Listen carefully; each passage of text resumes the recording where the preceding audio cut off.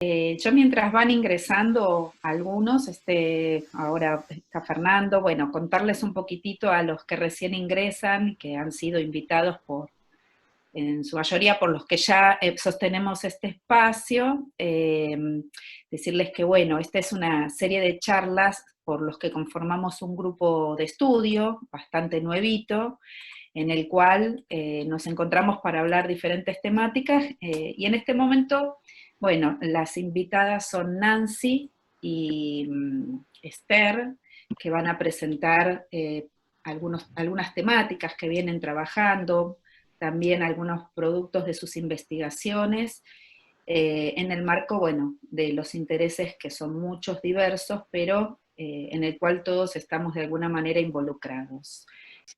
Pues no sé, si quiere Nancy, si tiene problemas con el micro, mientras soluciona, puedo empezar yo, a mí no me importa. Bueno, vamos. Sí, Esther. Bueno, pues yo, antes de presentarme, para los que, bueno, ya sí que nos vamos conociendo, ¿verdad? Ya estuve en el otro seminario, pero quiero empezar con esto. Cuando es verdadera, cuando nace de la necesidad de decir, a la voz humana no hay quien la pare. Si le niegan la boca, ella habla por las manos, o por los ojos, o por los poros, o por donde sea. Porque todos, toditas, tenemos algo que decir a los demás, alguna cosa que merece ser por los demás celebrada o perdonada. Bueno, no es mío, es de Eduardo Galeano, de su libro El libro de los abrazos, y la verdad que desde que yo leí este poema, pues lo tengo como un mantra mío, una frase mía que me ha ayudado pues a reconocerme y a reconocer a los demás. Y en el fondo siempre lo uso por dos razones. Una, porque el cuerpo está presente, no de cuerpo presente, sino que hay una presencia vital que es necesario que esté en todos los procesos y sobre todo educativos y humanos en los que yo creo que todas las personas que estamos hoy aquí nos sentimos convocados y convocadas. Y porque define también o enmarca también la opción que en un momento determinado un alumno concreto me hizo tomar en mi vida sobre la investigación, que es a partir de las voces de las personas con las que estamos, convivimos, compartimos, enseñamos, etcétera, ¿no? Y bueno, este poema siempre me hace pensar quién es Esther, ¿no?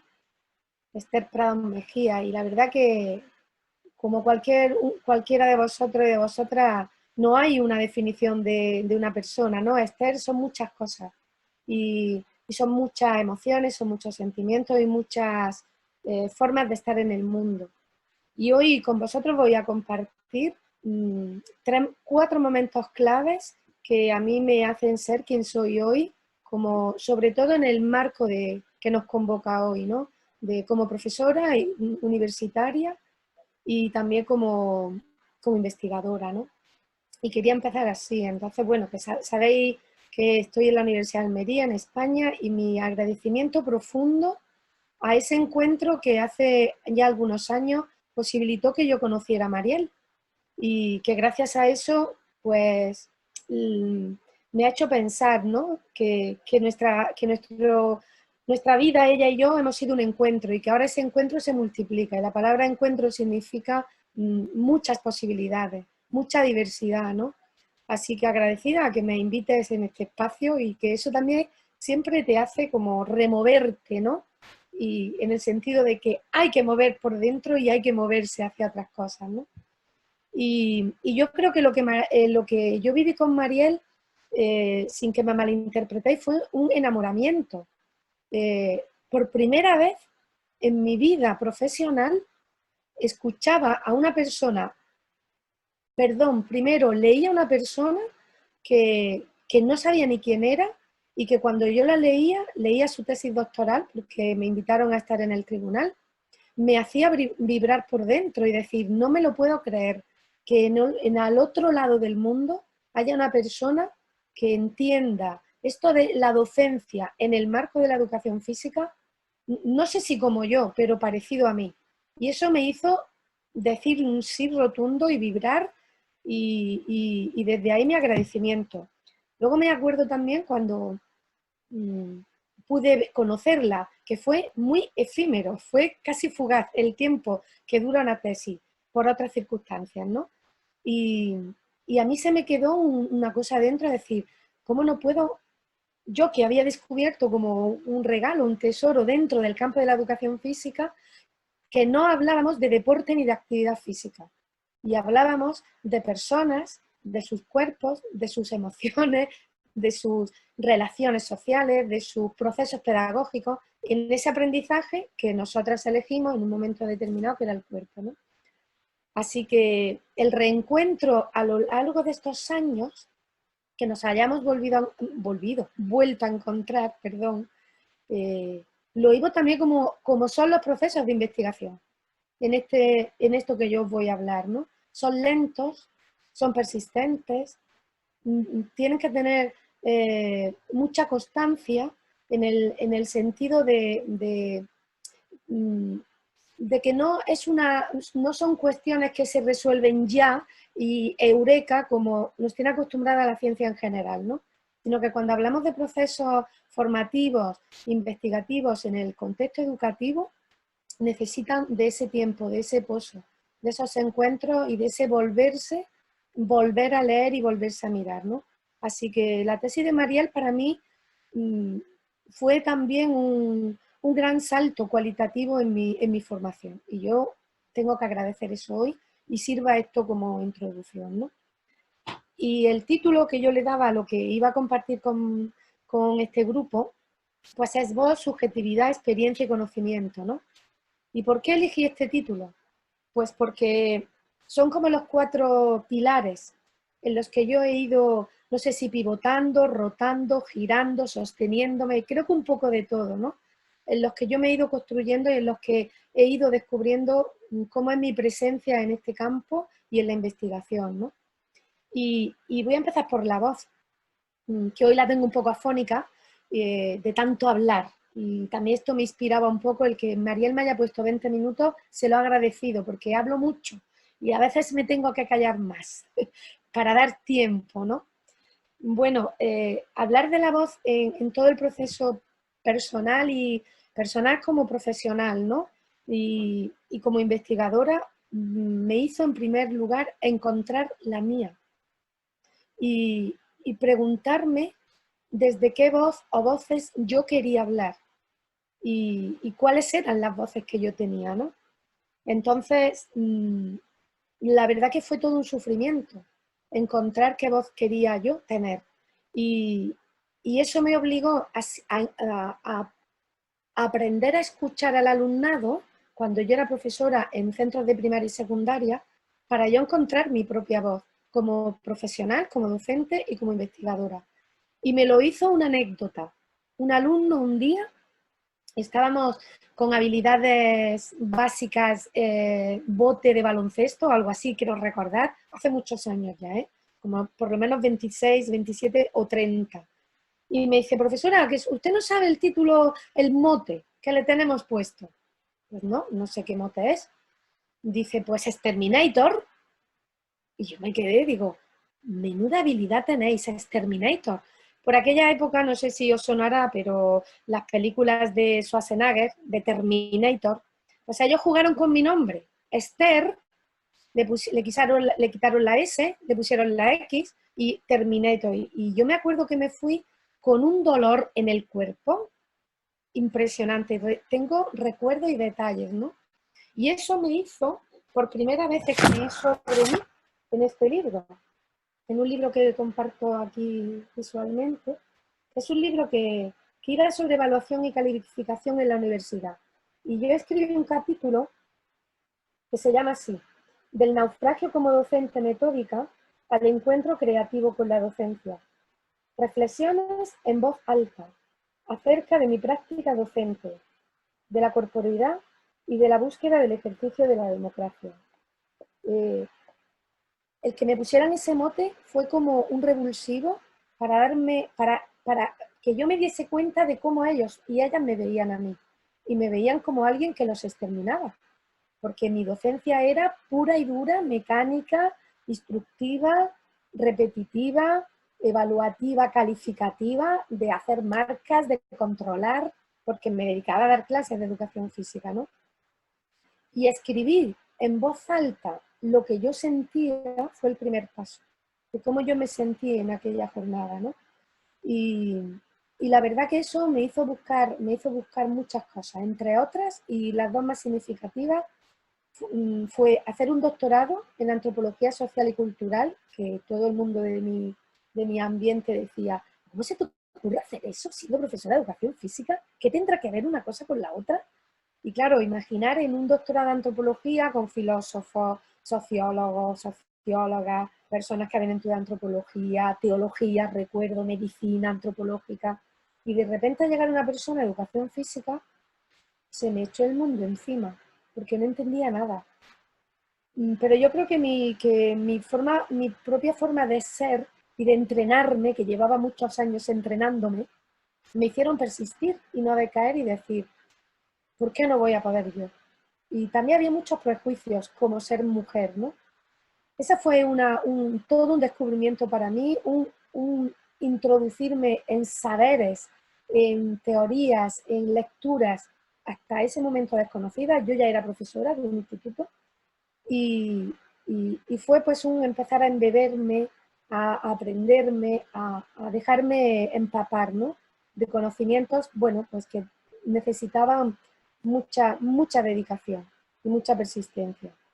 Menos mal que trabajaba porque me hacía salirme de ese esquema también tan intelectual. Y la otra cosa que empecé a buscar, bueno, si al alumnado me dice que yo, dándole clases, soy tan dura, ¿qué me está pasando a mí? Lo primero que descubrí es que mi cuerpo estaba duro, no, endurecido. Y empecé a buscar cosas que yo no había visto en la carrera. Y empecé a buscar en la línea expresiva, de conciencia corporal, de técnica alternativa al tratamiento del cuerpo. Y eso me hizo recuperar una voz como mujer, que la había perdido porque yo había vivido en un mundo de hombres, de entrenamiento, y lo que siempre oía a mi alrededor era marimacho, que yo era una marimacho. Y yo, pues, bueno, me perdía en todo eso, ¿no? Y esto me hizo verme como mujer, como una mujer sensible, persistente, fuerte, y, y también con una gran capacidad y con una gran sensibilidad. Y eso se lo debo a mi alumnado. Y esa es como la primera pincelada, ¿no?, que yo quiero dejar ahí. La segunda cuestión es que mi primer abordaje fue escribir sobre mí, sobre mi experiencia en clase, que fue recuperar esa voz. Y la segunda fue cuando en el grupo de investigación al que pertenezco, PROCIE, Profesorado Comunicación e Investigación Educativa de la Universidad de Málaga, y que quizá algo, a lo mejor os suena a su director, que es José Ignacio Rivas. Pues en un momento, yo ya llevaba 2 años perteneciendo al grupo y nos pusieron una tarea obligatoria, y es para poder saber, entender, comprender e introducirte en todo lo que significa investigar narrativamente, ¿no? Dentro de el grupo se define por la investigación biográfica narrativa y trabajamos con relatos. Lo primero que tenía que hacer era escribir sobre mí, mi autobiografía como investigadora. Yo ya llevaba años, había terminado mi tesis doctoral, había hecho alguna inmersión e incursión en el mundo de la educación física desde una mirada cuasi, pero cuando, por azares de la vida, que también eso es largo y no es el momento, me encontré con este grupo, a mí me hizo redescubrir otra voz también, pero que tenía que ver más con mi persona. Y eso fue lo que a mí me abrió a la subjetividad, el sentido de lo subjetivo, ¿no? En el sentido de sujeto. Y yo me descubrí como una mujer no objeto, que hasta ese momento en el entrenamiento lo había vivido, sino como una mujer sujeto, que con esa impronta que da el que lo que a mí me pasa, lo que yo pienso, lo que yo siento y lo que otros piensan, lo que a otros le pasa y lo que otros dicen, nos habla de nuestras identidades y nuestra subjetividad. Y me obligó a escribir un capítulo en un libro preciosísimo, se llama Cruces de Camino, el desarrollo de subjetividad y la construcción como investigadora a través de relatos biográficos. Y yo escribí un capítulo que se llamó así, Sentirse, hacerse y ser investigadora. Un camino de búsqueda incesante. Y lo hice por ese orden a conciencia, ¿no? Y en todo ese proceso de narrarme como investigadora, fui descubriendo esto. La investigación narrativa supone una forma de conocimiento que interpreta la realidad desde una óptica particular, la de la identidad como forma de aprendizaje, de los contextos en los que los sujetos viven y los modos como los narramos, en un intento de explicarnos el mundo en que vivimos. Lo relevante aquí son las voces propias de los diferentes sujetos, no las teorías previas sobre las que intentamos encorsetar la realidad. Las teorías se entienden como sistemas de referencia para construir las diferentes voces y darles sentido. Entonces, bueno, pues esto a mí me abrió y me hizo dar un giro en toda la forma de mirar que yo tenía la docencia. Y fue el momento en el que yo aprendí a descubrir que la docencia y la investigación van de la mano en nuestra profesión. Y yo empecé a entender que una sin la otra no podía. Y en este descubrirme como sujeto pude descubrir a los alumnos, no como alumnos, sino como en este sentido de sujeto, en el que teníamos que, o en el que yo tenía que replantearme qué es esto del tiempo pedagógico con ellos y con ellas, en el que tenía que dar tiempo a vivir experiencias en la clase y no solamente propuestas y ejercicios.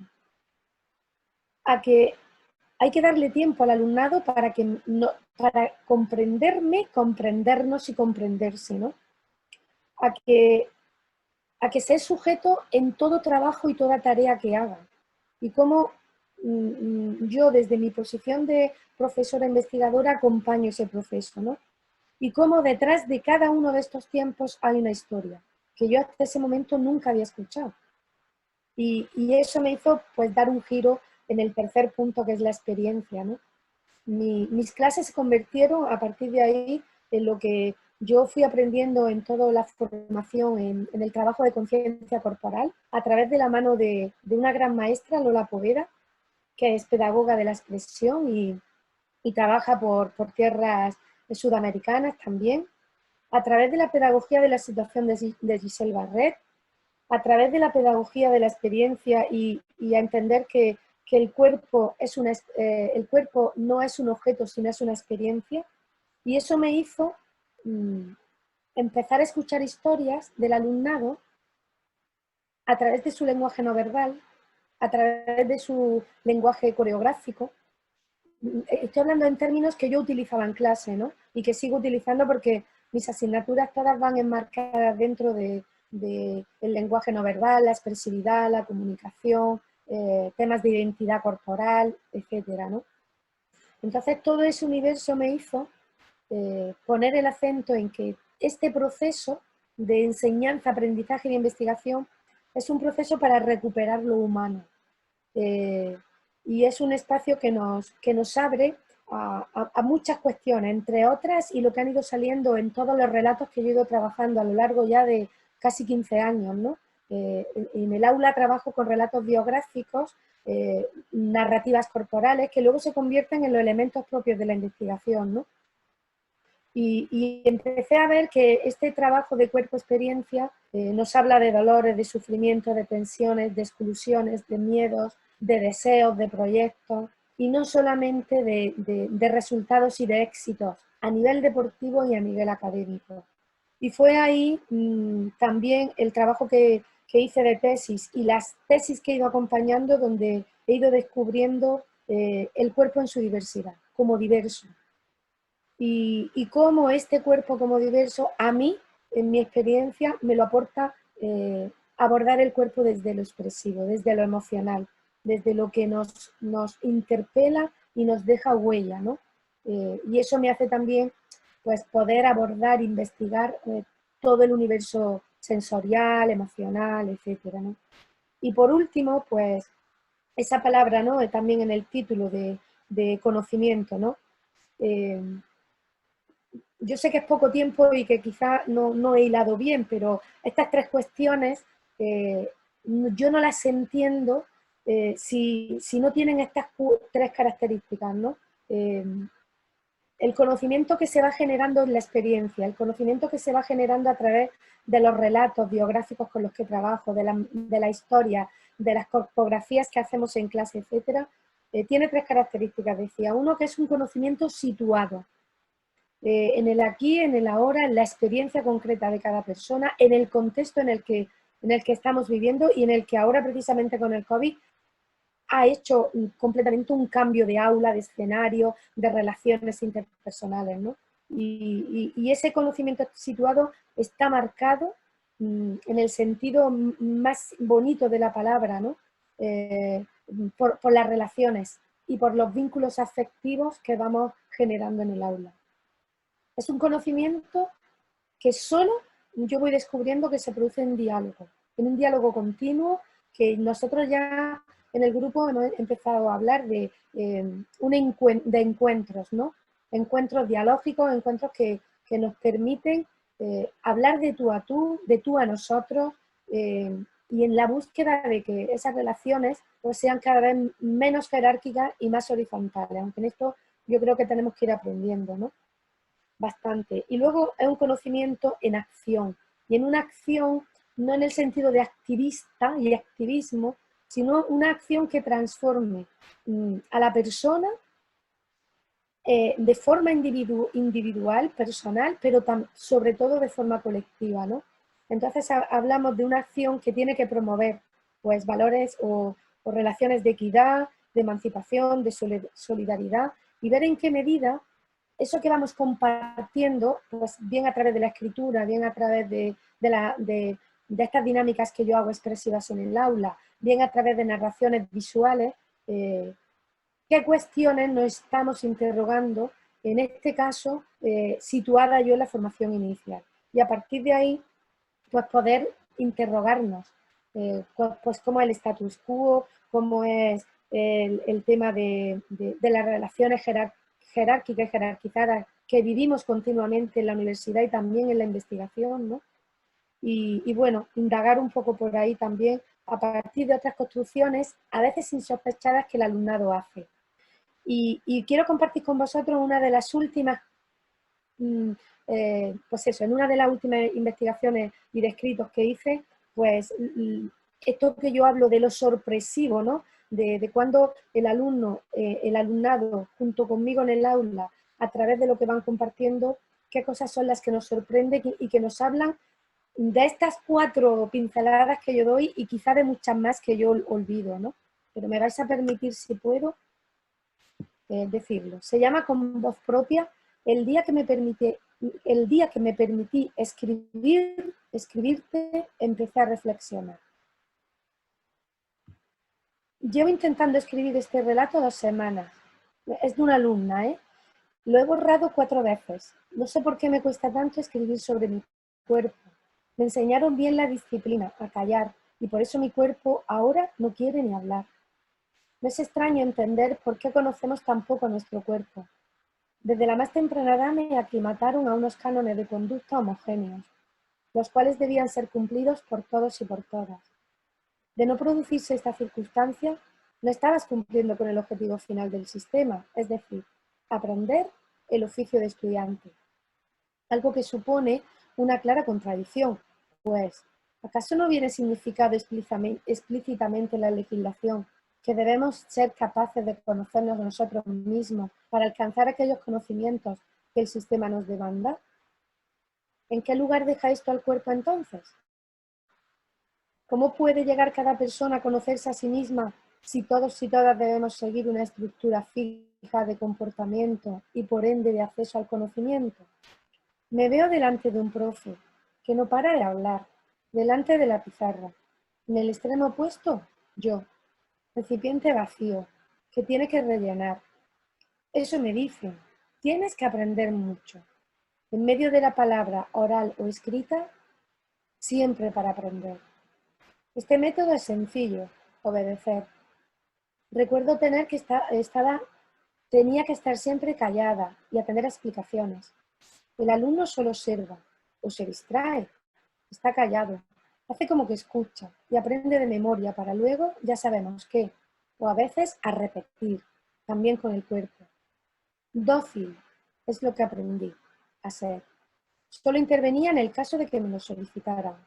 Es esto, adecuar el cuerpo a la mente, o quizá también la mente al cuerpo. Hacer lo que te dicen que tienes que hacer.